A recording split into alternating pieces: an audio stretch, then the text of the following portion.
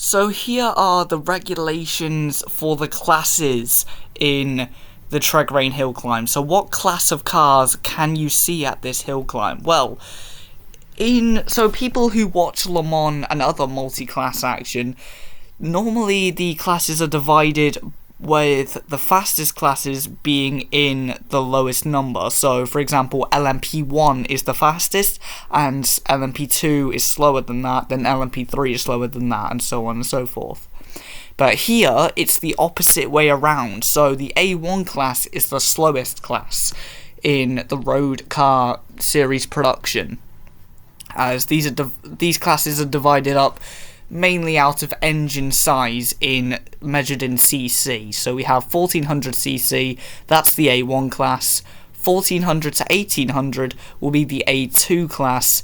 1800 to 2600 would be the A3 class, and then the 2600 and over would be the A4 class.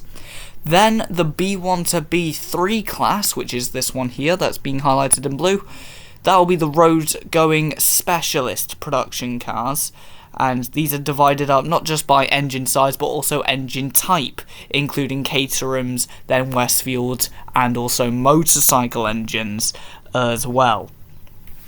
We also have modified series and specialist production. This is the C class.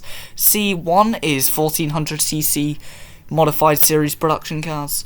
Then that's followed by 1400 to 1800cc for the modified series production cars, and then comes the over 1800cc cars in the modified series production class.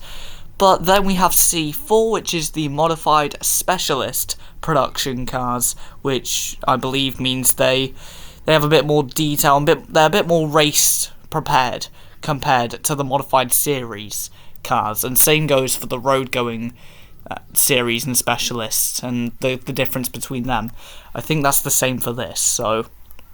But yeah, the modified specialists, they use not just the car but also motorcycle engines as well. And why are motorcycle engines very good for hillclimb? Well, that's due to the acceleration that they can put out in those engines, and hillclimb is all about downforce and acceleration and grip as well. So that's the test, essentially. So they want as much cornering speed as possible, and that means the acceleration. And also they're very light as well, motorcycle engines. They're very light due to what they normally get packaged up as. They don't normally get packaged in cars, they get packaged in tiny little thin bikes. So they're very light and easy to store for the hill climbs. Next up we have Sports, Libre and Rally cars. This is normally one of the most exciting tiers, or one of the most exciting classes at the Warrington Hill Climb. As D1 and D2, they are divided up by who is over and under 1800cc. That's the cut off there for those two classes. So the Sports Libre cars, the ones under 1800cc, they will be in D1. The ones over 1800cc would be in D2.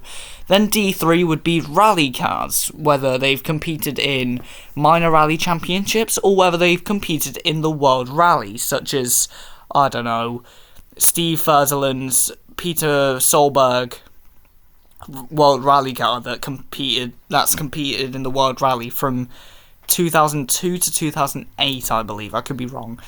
But it actually won the World Rally Championship in 2003 with Peter Solberg. An incredible achievements for Subaru. Next up are the racing cars. These are the ones you'd find with the most downforce and the ones that look like Formula 1 cars in ways.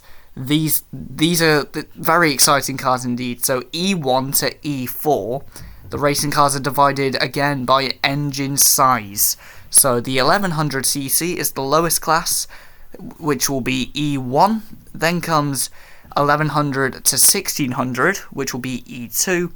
E3 will be 1600 to 2000, should I say, cc, and then over 2000 cc will be the E4 class.